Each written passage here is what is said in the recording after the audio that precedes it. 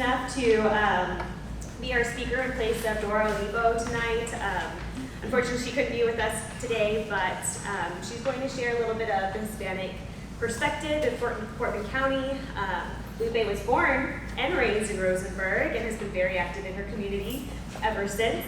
Besides serving as a former board member for the Fort Bend History Association, she has served on the Rosenberg City Council from 1978 to 1989 and was the first Hispanic mayor of Rosenberg from 1992 to 1995. She was also executive director of the City of Rosenberg Housing Authority and involved in the Fort Bend Hispanic Heritage Forum. Lupe comes from a family of firsts. Her father, John M. Arredondo, became the first Hispanic Rosenberg City Council member appointed in 1970 and owned a successful furniture store in North Rosenberg. After long citing the lack of a bridge in Rosenberg was a public safety issue, the bridge on FM 723 was named for him in 2011, which, if y'all know the history of that particular moment, that was a really big deal for Rosenberg and even Richmond. So we have a lot to thank her family for and Lupe, and we're just really excited to hear from her tonight. So we hope you welcoming Lupe Cabello.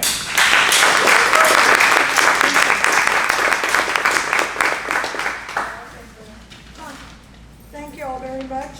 I hope you all can hear me. Can everybody hear me? Yes. All right, great. Thank you all very much for coming tonight. I want to welcome all of you to this evening. And first of all, I want to thank my husband, Lee, that's running around doing all the things I've asked him to do. And I want to thank my family that's here tonight for joining us and supporting me.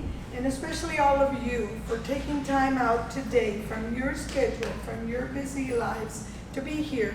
I think these series are wonderful. The museum just has so much to offer, and I have been asked, and it was my pleasure to fill in for Dora. Dora and I worked a lot of years together, and I do not know if I can fill her shoes, but at the same time, I will try. We have given you a handout, but before we even do that, let me thank Claire Rogers, the executive director of the Fort Bend Museum. Without her and her direction with the museum, none of this is possible. This lady, it was one question I asked her, how many hours a week do you work, Claire? Because, I mean, she is everywhere and does a lot. She is, I look at her and to me, she represents the Fort Bend Museum. And I am so glad that she's in charge of everything. She does a lot, and the museum has been wonderful to us. We have utilized it, we've come, and we've enjoyed it. And so I think this is something wonderful for all the community. I wish more people would get involved with the history of Fort Bend County and the history of the museum and support. Commercial, they're always looking for volunteers, and they're always looking for a lot of things in the museum. So contact her if you were ever interested in being part of the Fort Bend Museum as a volunteer or anything else. They have a long list of things that you can certainly work at. But anyway, I have given you 3 handouts, and they told me we don't expect, too many, but we have at least 20, so I made 20 copies. I'm sorry. But I was so glad they had to make extra copies. that makes me know there's more than 20 people in here with it. But I've started with the state of Texas, and I'm just going to go through these to let you know exactly how I ended up in Rosenberg and how everything fell in place in Rosenberg. So anyway, in 1810, I'm going to give you. And if I got them out of order, she has them by state of Texas. The first one is state of Texas, and there's teachers and everybody, so, oh dear Lord, I hope I have to. So anyway, the state of Texas, in 1810, as you know, Mexico declared the independence from Spain. In 1821, Texas became the property of Mexico, and land grants were given. As you all know, we're very familiar with land grants in Texas. In 1836, Texas won independence from Mexico. In 1848, the Treaty of Guadalupe Hidalgo was signed. In 1850, over 14,000 Texas residents had Mexican origin. In 1910, 7.1% of state population was Hispanic in the state of Texas. In 2010, 45% of the state's population was Hispanic.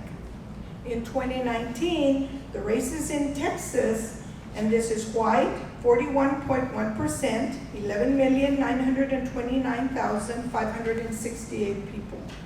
Hispanic, 39.7%, 11,524,842 people. Black, 11.9%, 3,442,881. And Asian, 4.9%, 1,430,236.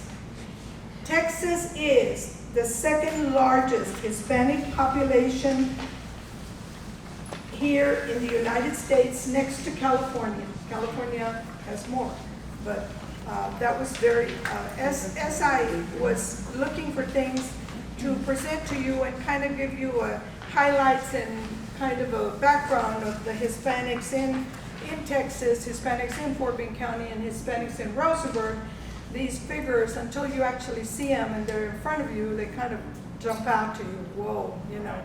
And it's something that we generally don't realize. It's not an everyday thing. Well, what's the population today, or things we think about. But when it finally hits us, and we kind of realize these are big numbers. Now we go to Fort Bend County. Fort Bend County is the nation's most diverse county.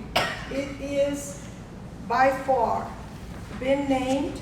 It is by far the one that leads the nation.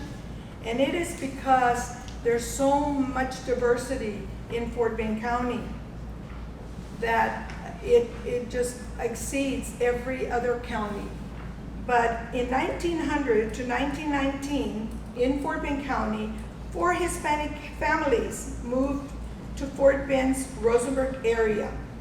These families were the Duran family, the Cortez family, the Becerra family, and the Arredondo family. We have a display here that you're more than welcome after I finish speaking to come and read their histories. They're very, very interesting in the fact that Mr. Duran came in the late 1800s. He brought people to work on the railroad, actually got them from Mexico, had permission from the government to bring them over here to work. And there's a letter there with names of people that were on his list as workers to come into Texas, which is very interesting. He was, as far as I know, like I say, this is not anything that I say is gospel, but that was one of the first families that I found in the Rosenberg area that had moved into this area in the late 1800s and the early 1900s. So their history is very interesting. Sabas Cortez has a very, very interesting history also. That Cortez family came into this area in 1905. And if you read his history, you'll find that he bought 100 acres from John Moore in the early 1900s. And you'll see that as you read his, he was from Laredo, Texas. He came from Laredo, Texas to this area. The next one is the Becerra, Jose Becerra. And let me backtrack. The Duran family, we see Robert Duran as a fixture in our community. He comes from the Duran family. The Sabas Cortez family, we see Elsa Cortez, realtor. She comes from that family. And of course, her husband's side of the family, which was Cortez. And then we see Karen Mendoza, also came from the Cortez family, and she was a member of the school board, the Lamar Consolidated Independent School District School Board. And then you go to Jose Becerra, that also came in 1919 from Mexico to come from the Mexican Revolution to get away. He was fleeing from the Mexican Revolution. to bring his family over. And we have, from that Becerra family, we have Judge Christian Becerra from the Becerra family. We also have Tony Becerra, one of his sons, that also was very active and a very community-minded person. And then we have the John Arredondo family, and that, I have to say, that's my father. but my father came into, with his father in 1919 to the Neatville area, and then settled in Rosenberg, and where the rest is history.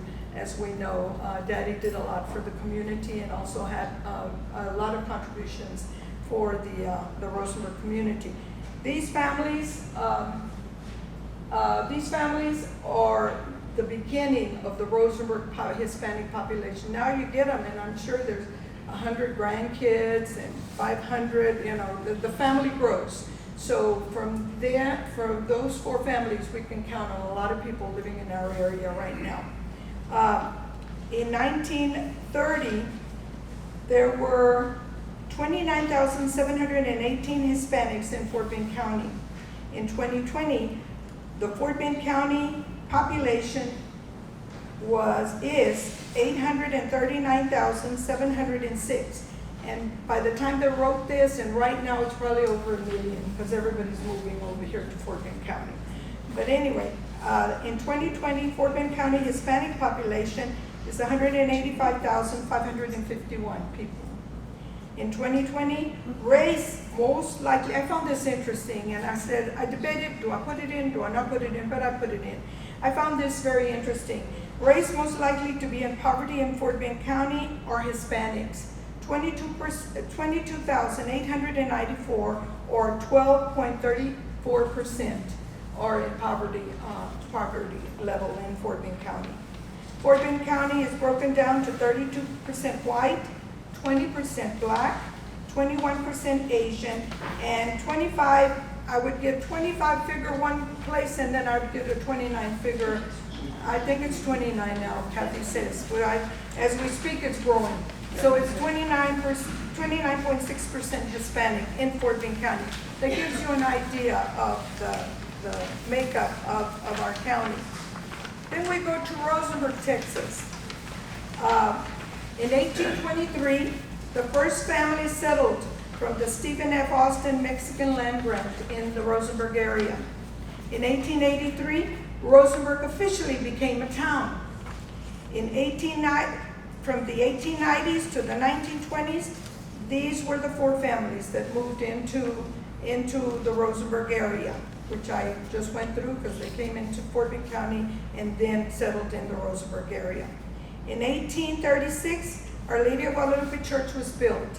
And this was, I put this in here because it's important as you learn about the history of the Hispanics in Rosenberg, which I'm focusing in because I was asked to kind of give a little detail of the Rosenberg Hispanics and also my experience as being a Hispanic and growing up in the Rosenberg, Fort Bend County area. But Our Lady of Guadalupe Church was first built in 1936, and it was the first Catholic church in the area besides Holy Rosary. Holy Rosary was a church already a fixture here in Rosenberg, but at that time discrimination and the divisions, and the majority of the Hispanic people were farmers. They lived out in the country, and the Salon Zaragoza, which is the 1930s to 1950s, the next one, Salon Zaragoza on 1st Street in Rosenberg, was built, and they had an organization named Cruz Azul. These were the members of the community that came together, and they held meetings.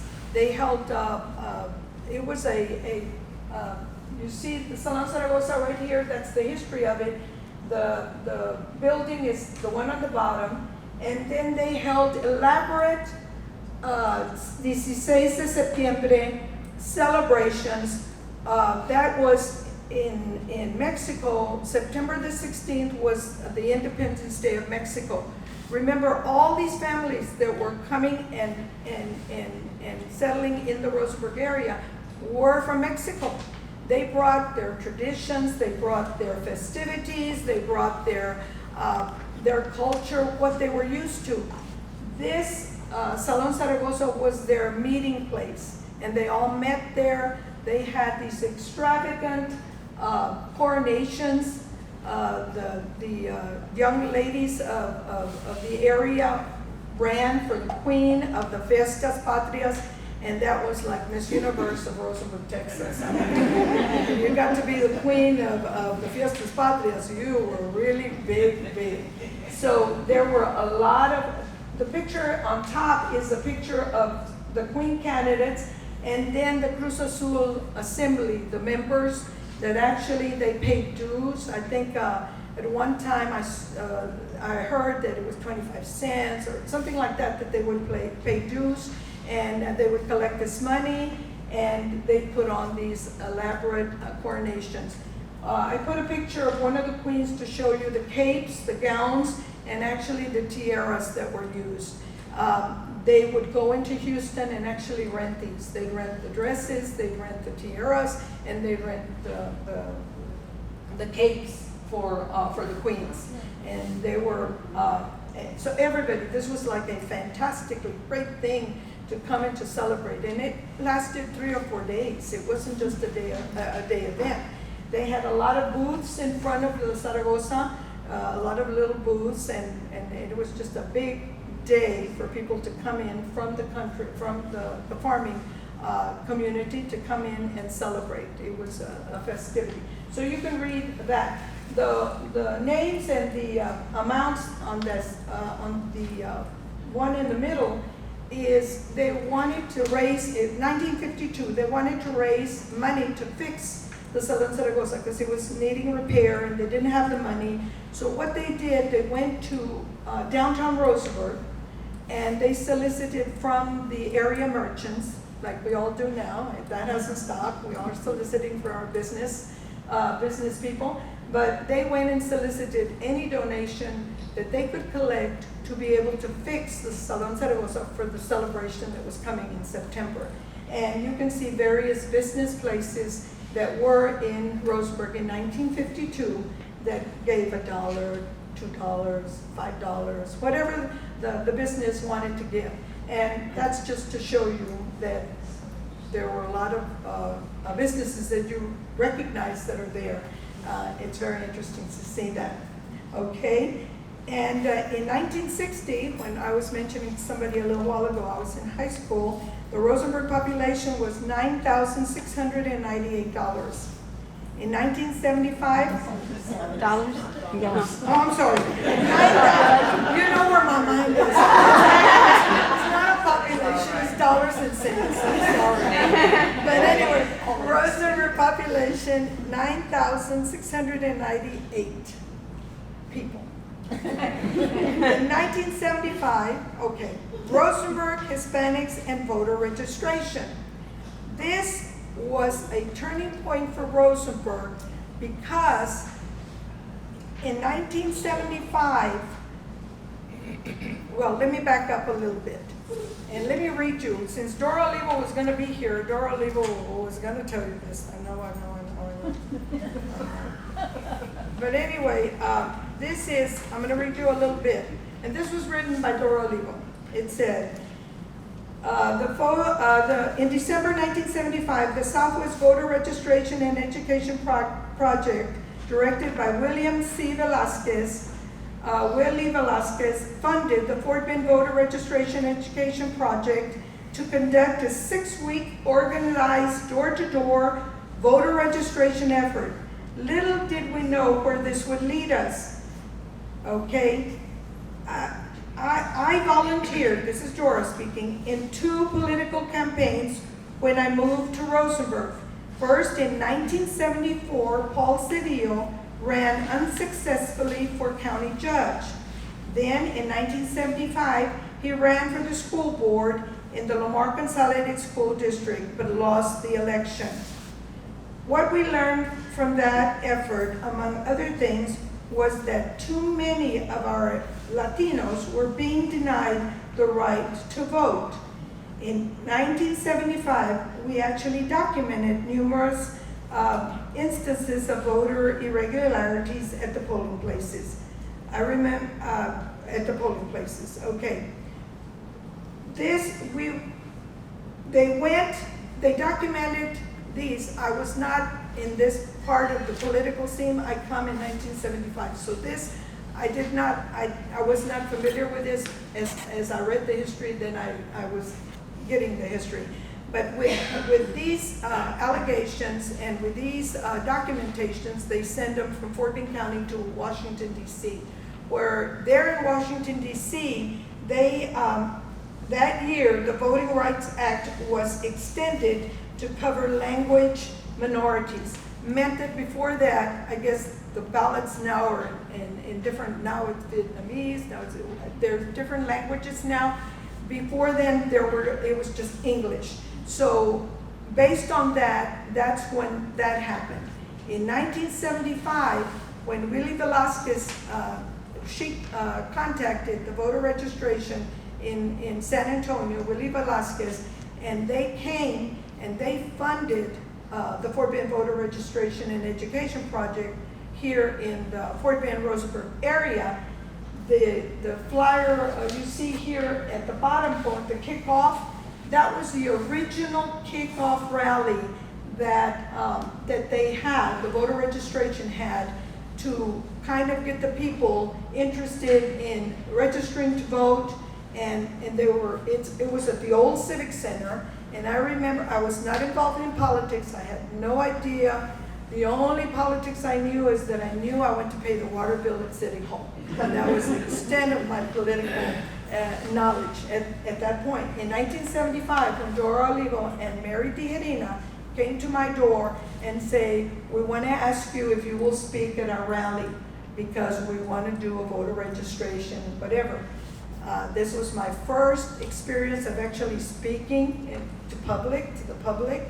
And so I agreed. That's why my name is on the thing. I was a guest speaker. After that meeting and rally, the attorney, Paul Cedillo, came up to me and he said, you know, Lupe, you should think about running for city council. I had no idea what he was talking about. I absolutely had no idea what he was talking about. But I always remember that. You know, you go through life and somebody says something and somebody puts something in your mind and you don't think you remember, but I always remember that he came and told me that. Well, after 1975, we had the voter registration. We went door to door, we registered people. I think we registered over 200 people, and at that time that was a lot of people. We registered over 200 people. In 1976, there were gung-ho, let's run for office. And okay, so I was there, yeah, sure. 3 people ran for office Hispanics in 1976. Never had it been known before in the history of Rosenberg. It was Mr. Zamora ran for mayor, Felicita Arriaga ran for council, and I ran for council.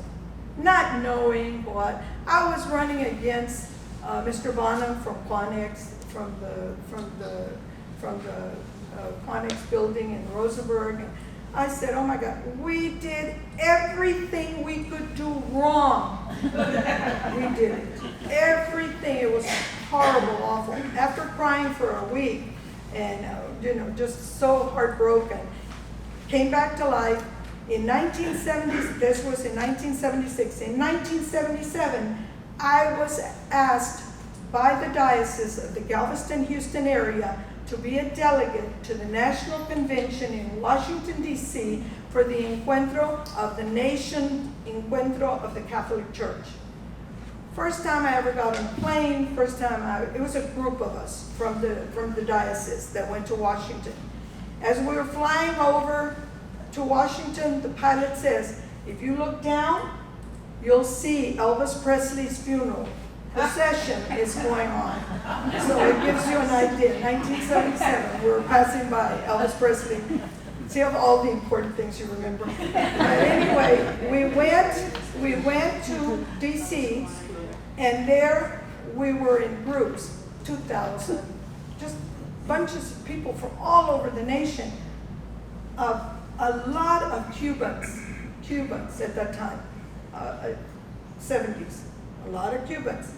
And one time they got up and said, and directed it to us, and they said, you Mexican Americans from Texas have been here how many years and y'all haven't done anything. We are gonna get things done. Oh my God, I got so mad. So here comes 1978, and what happens? Lupe, do you want to run for council?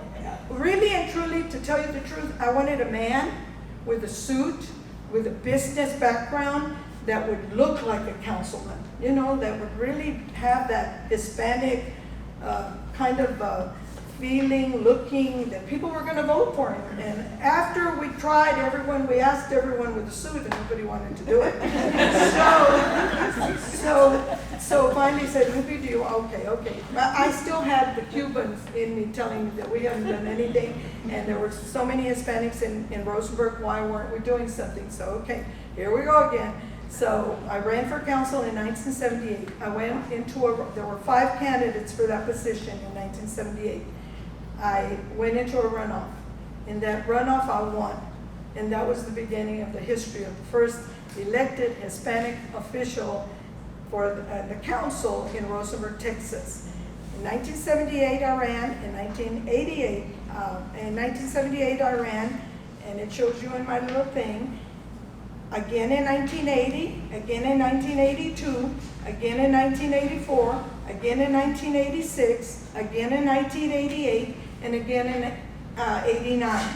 And that was the year I decided I got burned out. There was too much politics in the politics. Everything got haywire, and I said, no, I'm out of this. So in 1989 is when I said, that's it. I served under Mayor Babovic. I served under Mayor Elwood Rains, not to confuse it with our Mayor Rains now, Mayor Self, Mayor Wertheimer, and Mayor Wilkerson. So I served under all these mayors. And then, and after serving with all these mayors, I served with countless councilmen. They'd come and go and come and go and come and go. Any other Hispanic councilman? Not at that time. So you were the only one for all those years? All those years, yes. We didn't have any more until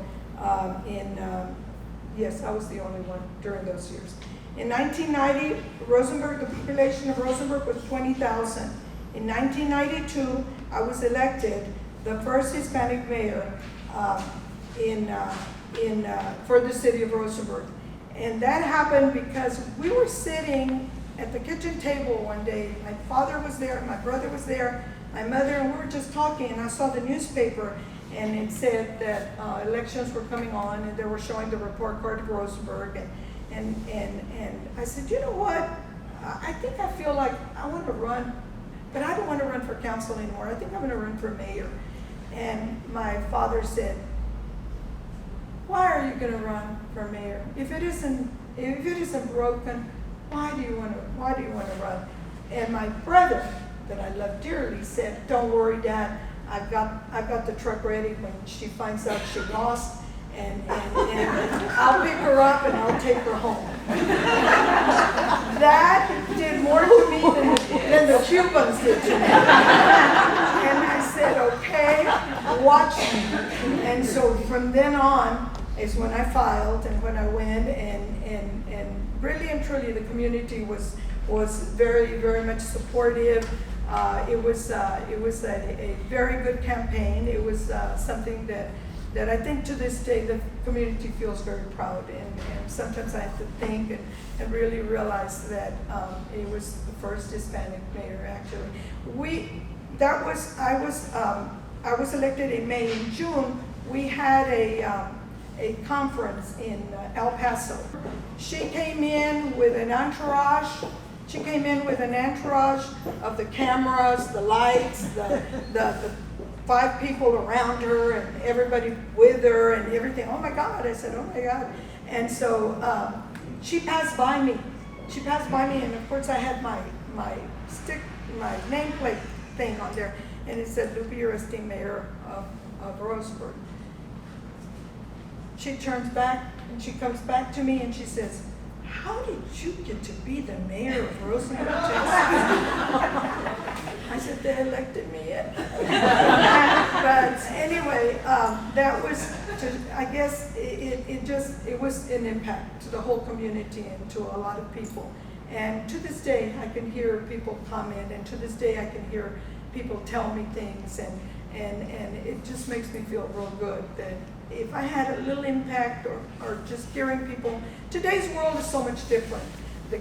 The youth of today is nothing compared to the youth of the 70s, of the 60s that we were there. They're more open, they're going to college, they're more open with their lives, they're more open.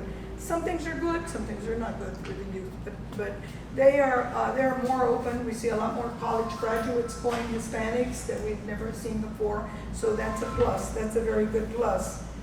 And here in 1992, after I was elected mayor, I have to put in that Dora Olivo in 1997 was elected a state representative, elected to District 27, the state of the House of Representatives in Texas. So she served until 2011 on that position. So I'm sure she would have talked about her experiences and what she did during that time. But she did, it kind of had a final ending with her being elected to the council,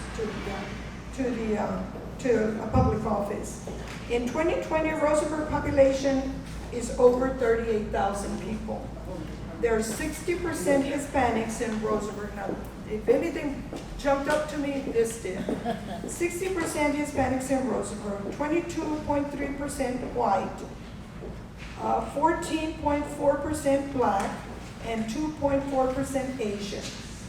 So that is what Rosenberg looks like today, in today's world, which is something that, that until you see it in black and white, you really realize that we are diverse. And one of the things that I have to really realize in my mind, we're such a diverse county now. We have to, our thinking has to be different. Our outlook has to be different because we can't change it. From the first series we had here from the lady from Rice, and she was giving us a picture of Fort Bend Independent School District and the makeup of the students in that school district. Oh dear Lord, there were only 12% white people in Fort Bend Independent School District. I mean, Asians, Hispanics, it's just eye-opening. We have to look at our Texas, our state, we have to look at our county, and we also have to look at our city in a different light. But what I find is that I want more people to actually know, get involved, be productive, good citizens for our communities, because that's what we need. That's what we need. We are a town and a county and a state that is growing, and it is not going to stop. It is not going to stop.